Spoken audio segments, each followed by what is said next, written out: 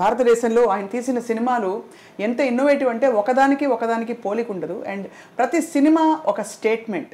నిన్ను తలచి మై మరచా చిత్రమే అది చిత్రమే. ఇతను సాక్షా ఎక్కడ పట్టుకొచ్చారు తన్ని సర్కస్ లోనా?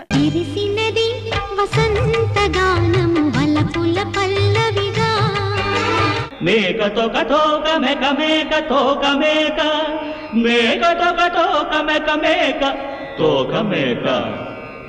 ఆ రోజుల్లో మీరు ద సంగీతం శ్రీనివాసరావు గారు అవుతారని అనుకున్నారా? I wanted to become a director. ఎప్పుడంటే కాలేజ్ డేస్లో లాట్ ఆఫ్ హాలీవుడ్ ఫిల్మ్స్ చూడడం, తర్వాత హెచ్జి వెల్స్ ఇది కనుక పిక్చర్ చేస్తే బాగుంటుంది అనేటువంటిది అప్పుడు వచ్చింది. మీరు తీసిన సినిమా సార్ మీ జనరేషన్ కంటే సీనియర్స్ ఎవరెవరు చూసి శబాష్ అని మెచ్చుకున్నారు సార్? సినిమాలు రియల్ లైఫ్ని ప్రతిబింబించాలని నాకు అది తెలీదు. రియల్ లైఫ్ సినిమాను ప్రతిబింబిస్తుంది. ఎవరికి ఏ క్రెడిట్ లేదు ప్రపంచంలో. సార్ అంత కలిసి ఉన్నారు కదా మీరు, అమ్మగారు మిస్ అవుతారు కదా? హైదరాబాద్లో ఏదో సన్మానం జరిగేటప్పుడు అది ఇది షీ వాజ్ ఆల్సో టాకింగ్. ఆమెకు ఒక కోరిక కోరింది. ఏమిటంటే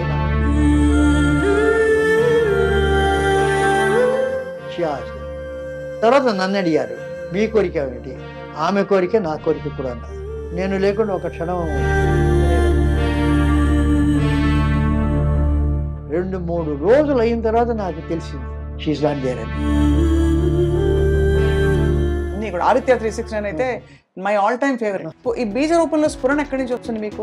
బాపు గారు సీతా కళ్యాణ్ తీశారు. ప్రతి పిక్చర్ నన్ను పిలిచి పక్కన కూర్చోబెట్టుకుని ఆయన చూస్తారు, చాలా క్లోజ్. ఆయన దానికి పిలిచారు. నేను చెప్పాను ఇది గుమ్మడి వెంకటేశ్వరరావు గారు ఆ పిక్చర్ని ఏదో కృష్ణా డిస్ట్రిక్ట్ ఏదో కొన్నారు. నేను పిక్చర్ చూసి ఈ మాట అన్నాను, సంగీతోత్సవం నిజంగా చెప్పారా?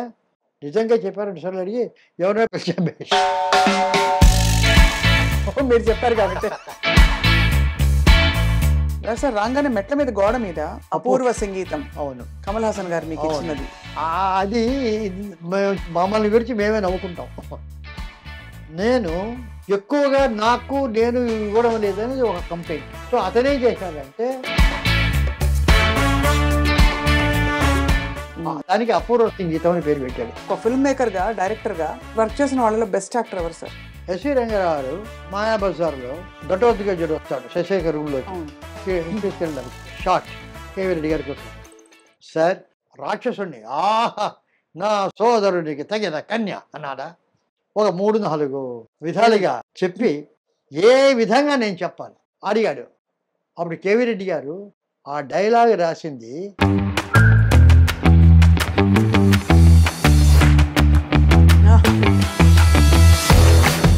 నా తమ్ముడికి ఎందుకు నేనే చెప్పుకోవచ్చు కదా అంటే ముఖంలో పవిత్రత ఉండదు. పవిత్రత ఉండాలంటే mind will reflect the face. అది నేను పుష్ప విమానంలో చాలాసార్లు డైలాగులెస్ పిక్చర్ అనే పేరు. ప్రతి సినిమాలో పాటలు ఇప్పటికీ సూపర్ హిట్ గా అందరం పాడుకునేలాగా ఉంటాయి ట్యూన్స్. కాంట్రిబ్యూషన్ ఉంటుంది కానీ క్రెడిట్ మ్యూజిక్ డైరెక్టర్స్. అలాగే వెనరగంటి గారు ది బ్యూటిఫుల్ రైటర్. వేటూరు సుందరవర్తి కొన్ని అర్థం కాదు, వెనరగంటి దాంట్లో అర్థం కానిటువంటిది లేనే లేదు. ఆ రోజు నా రోజు చిరునవ్వు చూచి ఈ రోజే నాకు తెలిసింది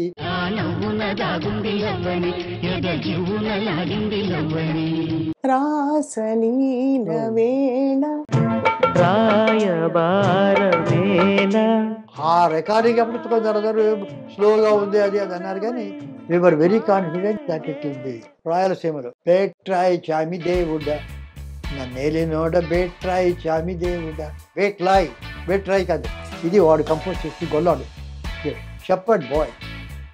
అది వదిలిపెట్టి బేట్రాయ్ స్వామి దేవుడా అని క్లాసికల్ కచేరీ పడితే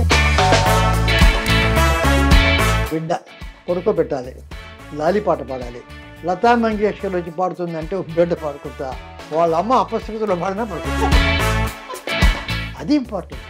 కానీ బడ్జెట్స్ ఇప్పుడు చూస్తే అప్పటికి ఇప్పటికే ఎందుకు సార్ అంత షూటప్ అయిపోతున్నాయి? Basically I will tell you what happen. భావదారిద్ర్యం. శ్రీకృష్ణానికి నేను ఒక్కనే అసిస్టెంట్ డైరెక్టర్, చిరంజీవిని ఘంటసాల చిరంజీవి ఇంకా అసిస్టెంట్ అంతే ఇద్దరం. డిజిటల్ వచ్చిన తర్వాత ఇక్కడి నుంచి తీస్తారు, అక్కడి నుంచి తీస్తారు, తీసుకురావద్దు ఏరుకుంటారు. Finally give to editor. So finally editor becomes the director. The director is no more a director, he takes a back seat. సరే, ఇప్పుడు బాహుబలి, RRR ఈ మధ్య కాలంలో మోస్ట్ టాక్డ్ అబౌట్ ఫిల్మ్స్. ఎంతసేపటికి బాహుబలి, RRR, కల్కి ఇవి అడుగుతున్నారు కానీ బలగం గురించి ఒక మాట అడగలేదు.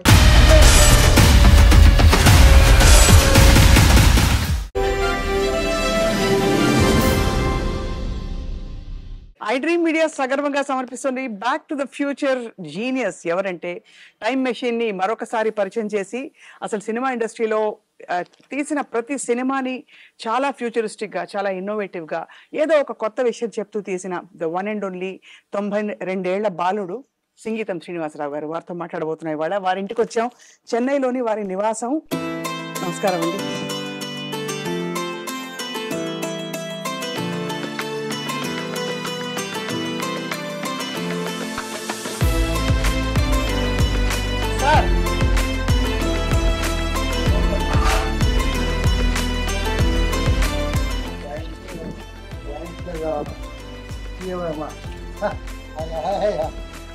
సార్, వచ్చాం సార్, వచ్చేసాం.